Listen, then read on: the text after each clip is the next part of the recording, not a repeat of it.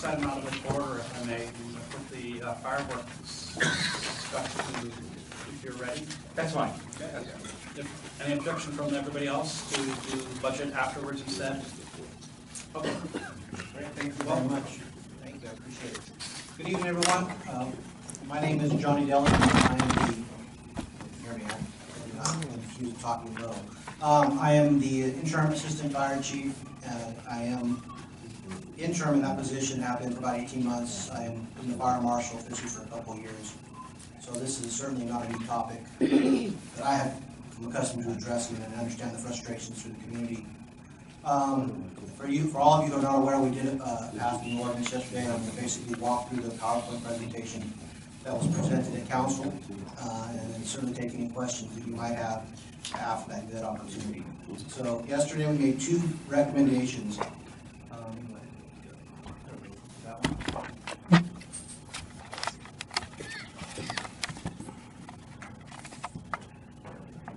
So that's just basically the high-end oversight of the history of fireworks. I think some of us have saw that back in 14. I kind of presented the slide a couple of years ago that just talks about where we have been and where we are going with fireworks from.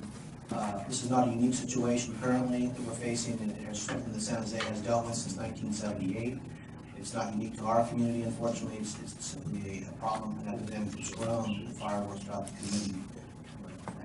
So as I was going to say, through the council's priority setting session, staff was directed to bring forward the ordinance which authorized, in addition to criminal sanctions, the issuance of administrative citations and fines associated for possession, use, sale, and transportation of fireworks. Additionally, in that briefing yesterday, we offered a brief history of our past actions, both in outreach and enforcement.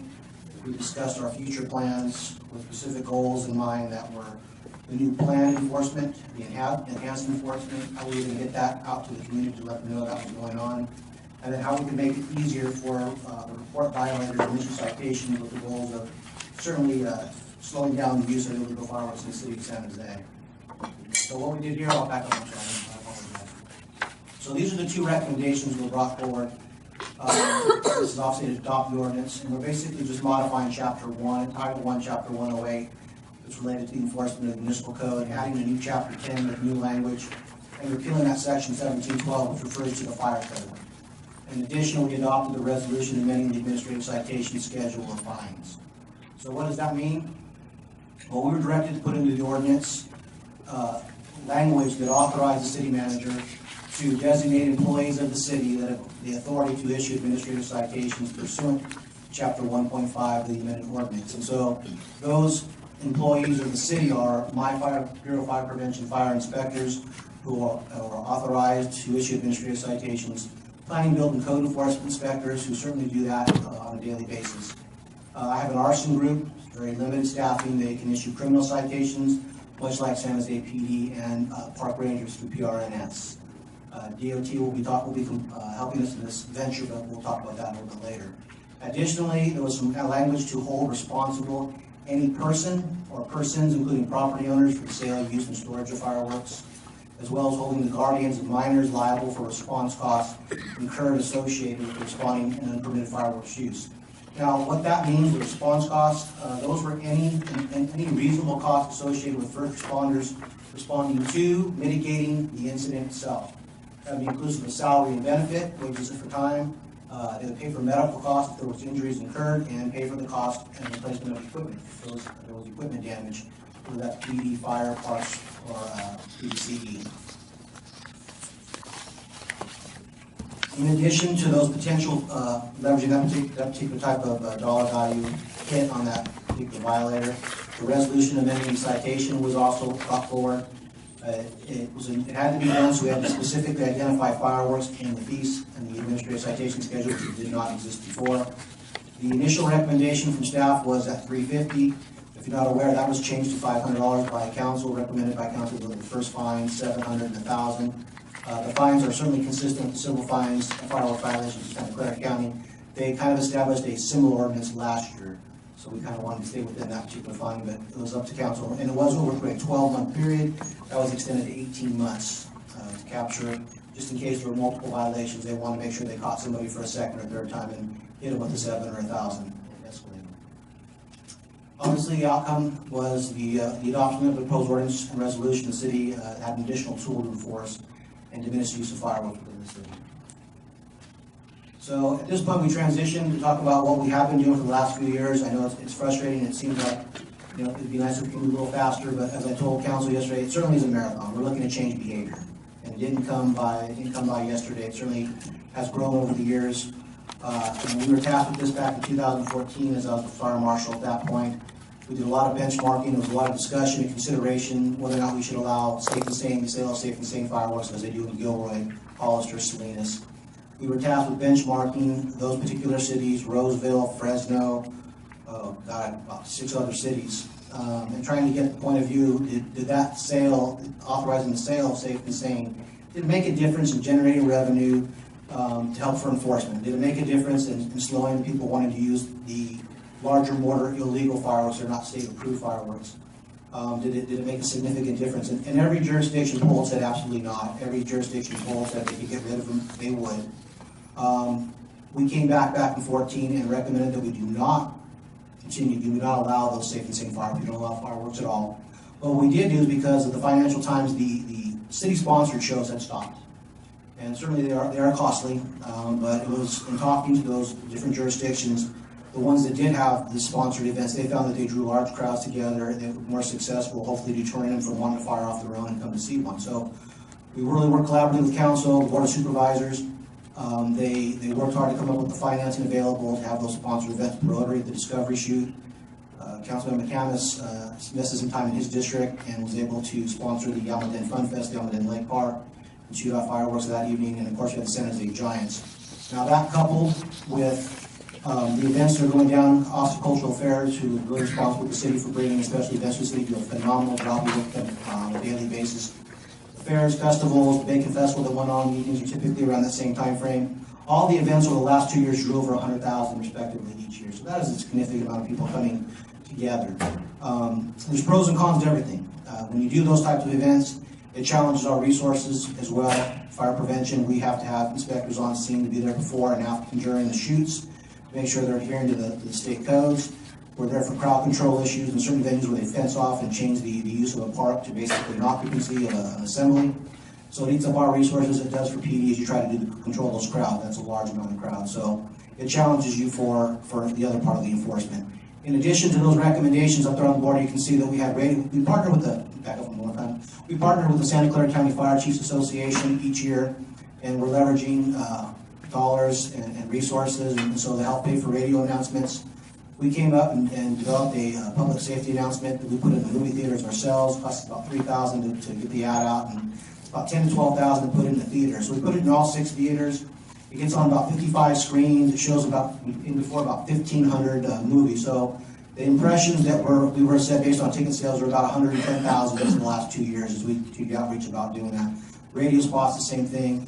The county was able to secure or pay for billboards, I believe for 14. I'm not sure if they actually got to do that for 15, as well as putting those on the bus stops and transit spots. So those are really the best ways we found to leverage the money to get the most impressions so the community can see that certainly fireworks are illegal and have been.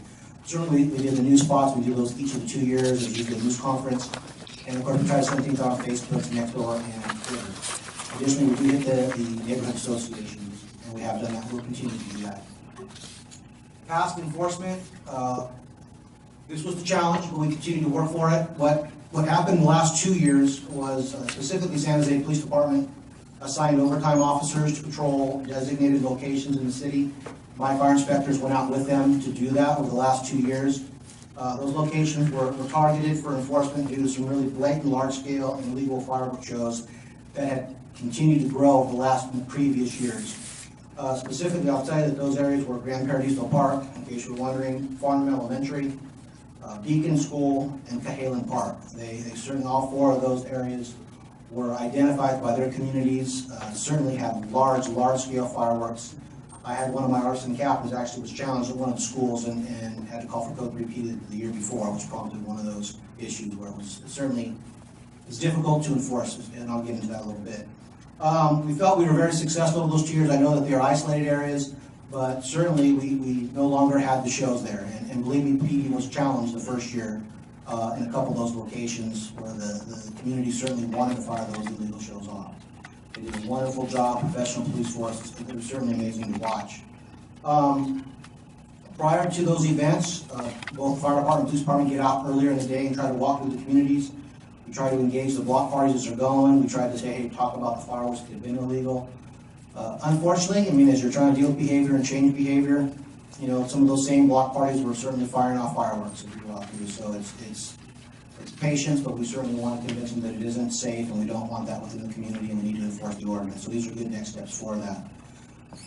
Change it. Oh, I'm going to hit on the special offense rates. That's fine. Right. So the next part of this was the enhanced enforcement part of the presentation, and here PD did a really nice job of asking their crime analysis unit to identify hotspots in the city over the last 2 years. I didn't put that slide in the presentations. I said that accounts, and I wish I had put the mapping that they had done. It's certainly going to help them change the strategy this year as we move away from those 4 targeted areas that we did mention this year and try to get into more sweeping through the neighborhoods. What they had found that there is certainly no part of the city that's untouched by the fireworks itself.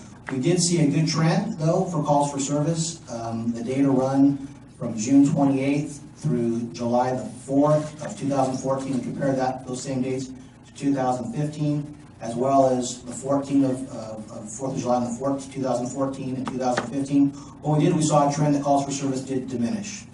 So we can look at that a few different ways. I think hopefully, you know, from the work we invested in the outreach, that hopefully that played a little bit. These public displays were recommended in drawing the crowds, the targeted enforcement. Certainly people could point to the fact that they just got tired of calling. It could be a couple of a number of things, but the numbers had dropped from like 284 calls for service down to about 171 in that period of time. On that period from June 28th to July the 4th, and I think on the 4th of July the number dropped from 108 to 90. So small positive steps. Certainly the optics in the evening show that is still an issue, but like I said, we're going to continue to hopefully be successful. As I mentioned, the strategy will move from those targeted enforcement to the neighborhood sweeps. We are certainly looking to leverage our existing resources as part of that. So Department of Transportation has their parking traffic control officers. They'll be reporting any illegal firework activity to PD. So if you don't know, traffic control officers will be out on a 24/7 basis. They always are. They're part of parking compliance. On the 4th of July, their PTCOs will be fully deployed and assigned to critical parking compliance duties. And specifically, they are at the major events that were their sponsored events, like the Downtown Discovery Shoots, San Jose Giants, the Elmerton Fun Fest. They also move to the neighborhoods where they traditionally have a lot of traffic, where people are going to watch those shows, so trying to leverage, make sure they're not parking illegally. And at that point, they'll be able to play a significant role in reporting that activity to the police department. And staffing permitted, the police will be able to get to as many areas as they can in the evening. PRNS Park Rangers will look to engage, and they are obviously also able to issue criminal citations for misdemeanors within the parks themselves. Again, they will engage and enforce the rules within the park where it is safe to do so, otherwise they will call for PD. And then this was the newest part, and probably got the biggest bang for the buck in the media. Certainly it's something that we're hopeful will be very successful. It's probably not without some holes, but it's the pilot program as the partners got together, PRNS, Public, PDCE, SJFD, San Jose PD, and council leadership, specifically the mayor's office and the city manager's office, is what can we try something new here? And so the pilot program was conceived. We put a time frame of July 1 to July 5th, and for those of you who might have been at council, I know there was some discussion. That doesn't seem like a large period of time, excuse me, but I'll get to the reason why we selected it, because it certainly is a pilot program. The concept will be to create an illegal fireworks reporting form available online on the city's website. It will certainly mirror the concept of the surveillance camera form login. So the CMO's communications group has started to build that website for us right now. Both fire department and planning, building, code enforcement will weigh in on that design of that form. My staff in prevention and Harry Freitas and Diane Buchanan staff in PDC, they'll process all the information that's received when the information is online. What we're going to be looking for, obviously, is there has to be some proof. You can't just be your word, unfortunately. So we'll need video, we need photographs. The reporting party certainly is going to have to, at this point, offer their name and their information so we can contact them. This was the discussion that was brought up at council, brought up in the Mercury News about the anonymity and the concern for the neighbors, and they certainly want to maintain it. As in all complaints taken by Bureau of Fire Prevention, all complaints taken by PBC, everyone is anonymous. The point where this is slightly different is that when we go out and inspect on an annual renewable inspection, or we go out, our inspectors can see the violation, they then can validate it and sign it. This one is different. So what we have to do is have that evidence, and then we will have to, well, I'll get to that after. So we will validate that the complaint is valid, that we can either issue a citation or we'll have to issue a warning letter. Once we determine that we can issue a citation, we will mail that citation out to the person who's violated the ordinance. They will receive it. It will stand and they will pay, but anybody who is issued an administrative citation, certainly through the citation hearing process, it can challenge any citation at a request to hearing. At that point, the reporting party would have to make the decision to come and testify or not. If they do not testify, we will not be able to have that citation rolled out. Let me see where I think we covered most of that there.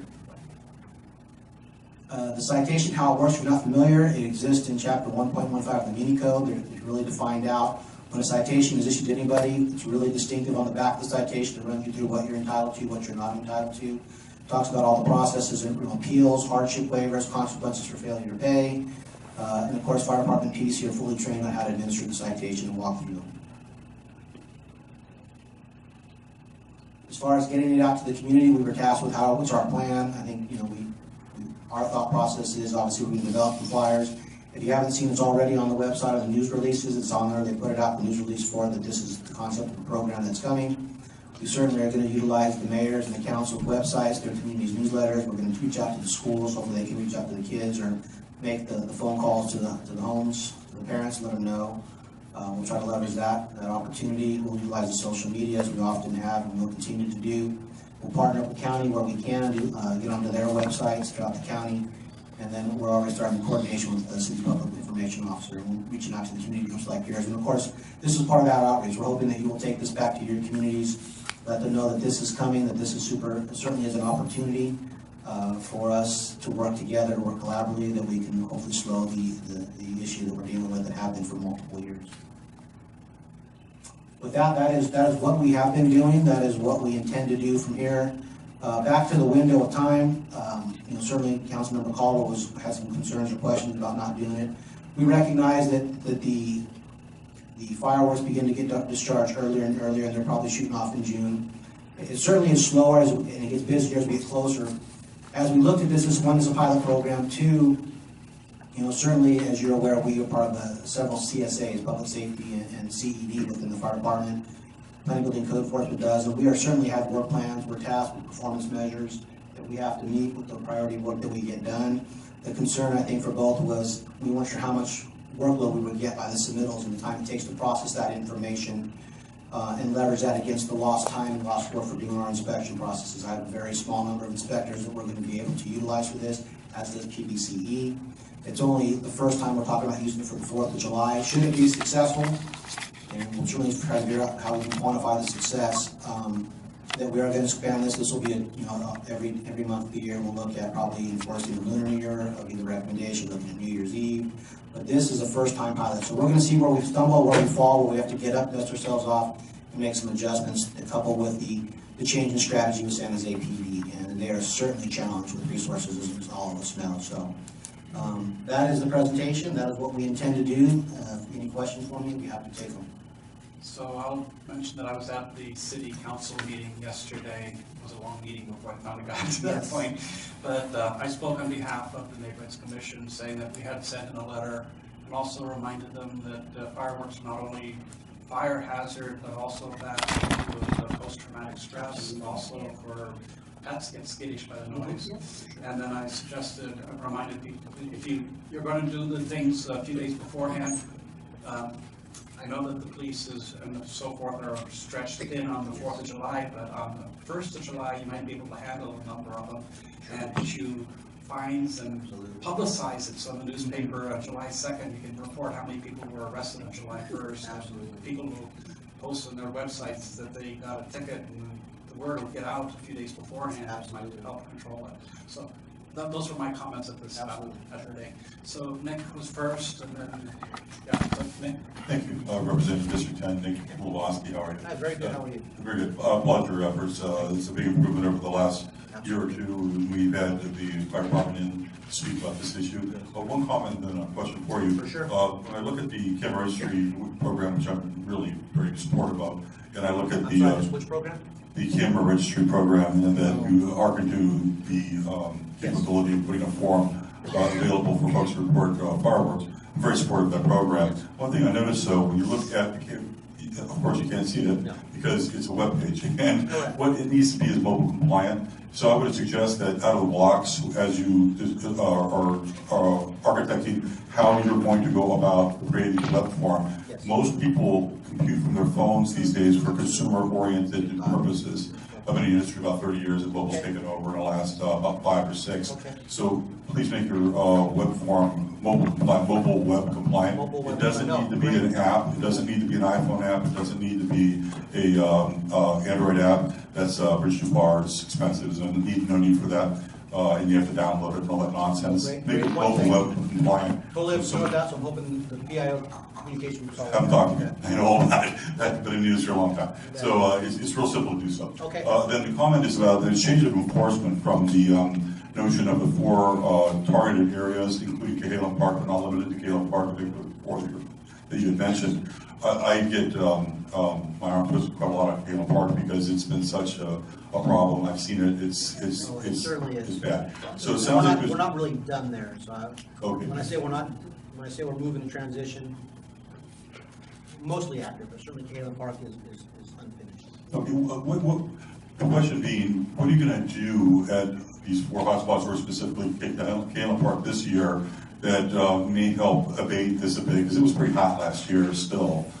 Citywide, or for those? Just for Cahalan Park, or the other 3 hotspots, 4 total. This is the challenge. I'm sorry. This was the challenge when we tried to leverage the resources from the other departments.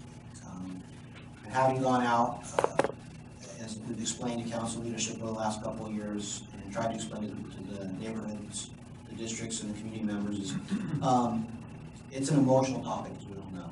And I think if we polled the city of San Jose, you'd be surprised at the percentage of people who certainly want to shoot fireworks off. It's evident by the optics of what we see going on. They want them legal, whether it's the state approved or the not state approved. So when you go out for the enforcement piece, as my first year up there in 2014, I had my inspectors go out, and we talked about strategies with PD.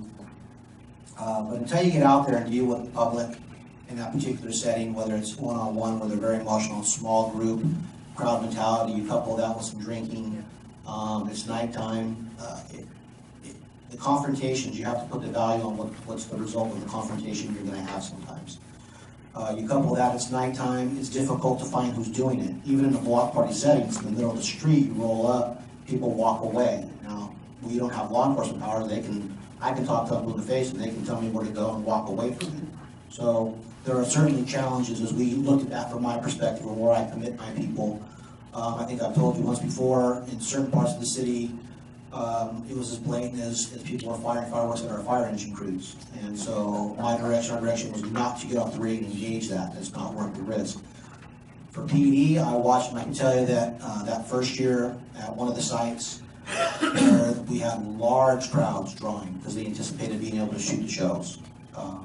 Became very frustrated with the fact that there was a PD and a fire prevention presence. They got to the point where they were throwing M80s under the squad cars, and they actually had to divert officers from a couple of the other places we had set up to help deal with the crowd control. And if you get to see your police department there, they're phenomenal. I've never seen it before live, to have to manipulate and move a crowd of several hundred people and not have that manifest into something bigger and a bigger problem. So when you're engaging the public in the scenario that we're talking about, because it's incredibly emotional for a lot of people, I think the Orange County Grand Jury report that we had read during our history lesson back in 13 or 14 called it one of the most divisive subjects you'll see in any community.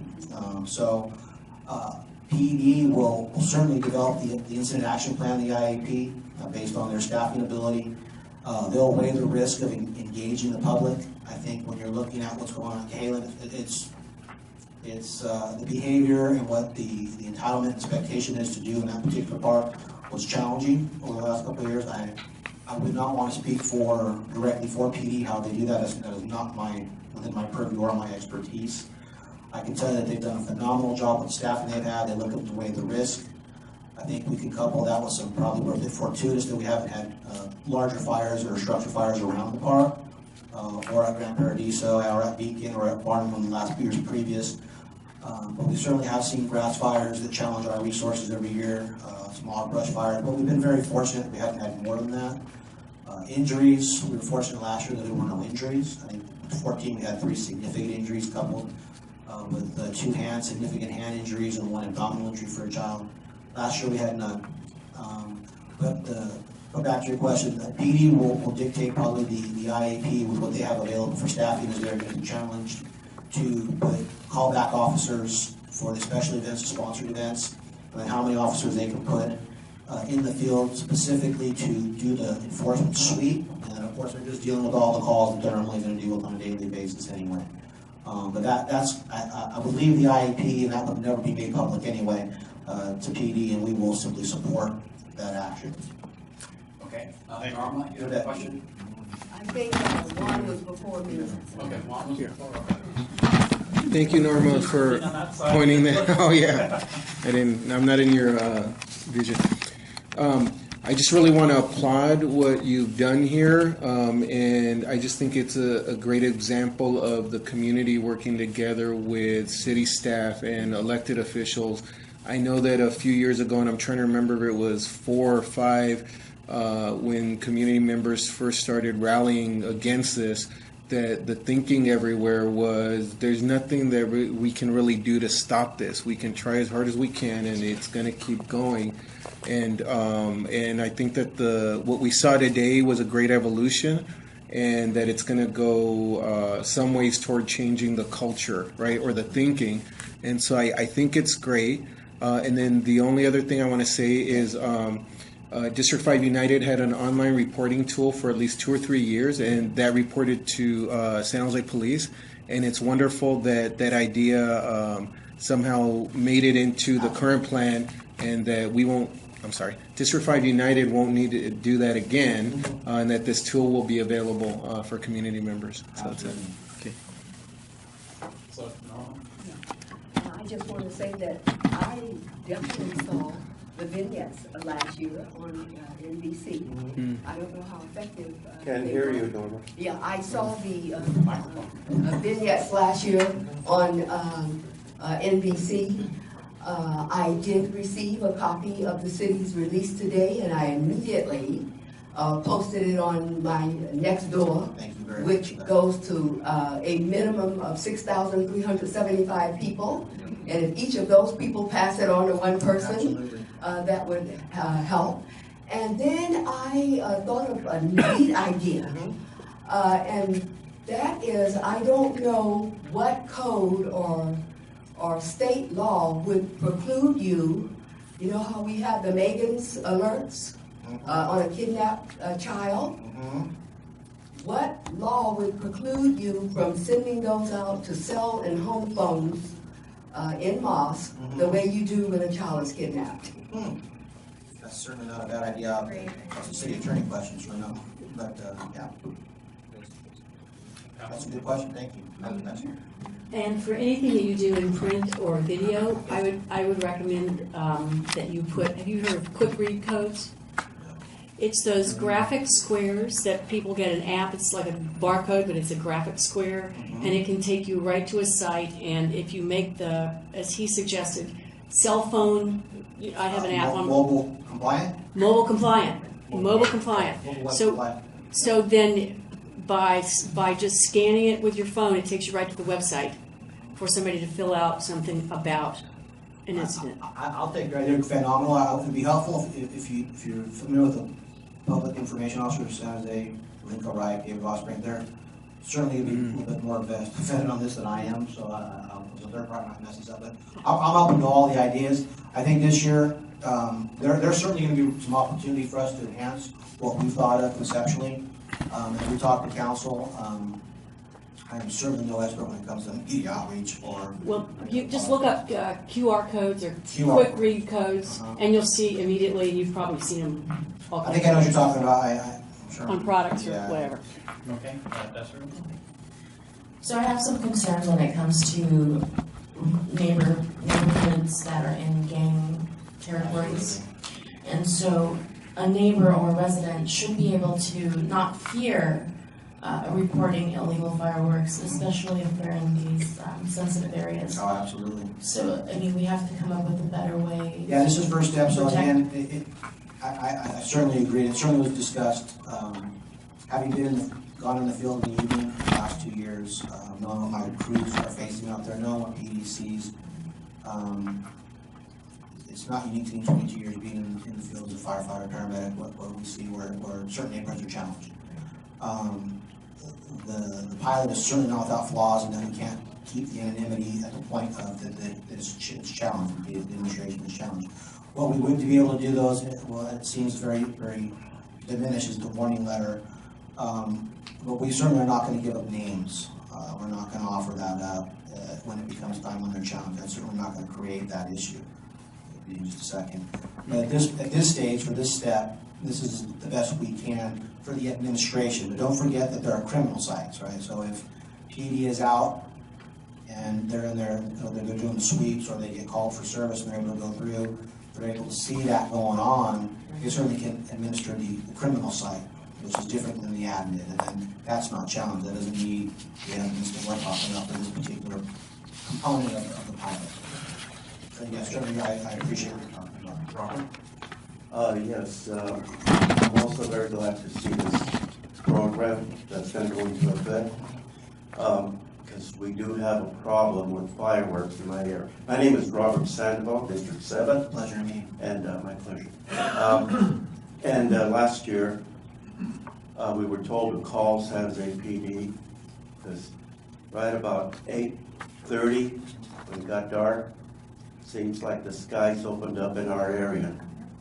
So I got on the phone, I called, and the dispatcher told me, well, you're number 35 on waiting. There's 4 other people ahead of you. For fireworks specifically? Right, for fireworks. So I hung up. The thing is that we have a Vietnamese temple there on Albert and Flanagan.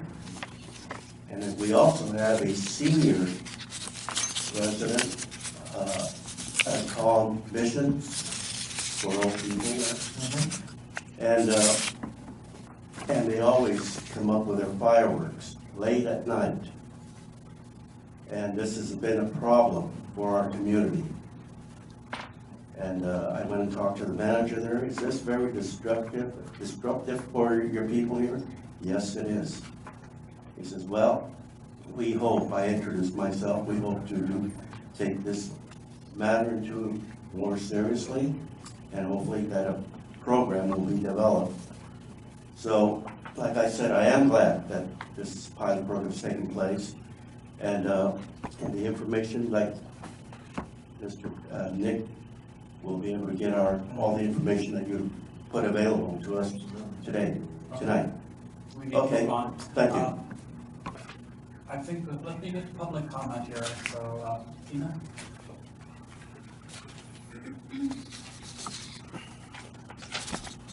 Hi, good evening. My name is Tina Morrill. I live in the Mendon neighborhood. We're in District 3. I want to say first, I do applaud your efforts. I do see an improvement over last year. I had a couple of comments and a suggestion.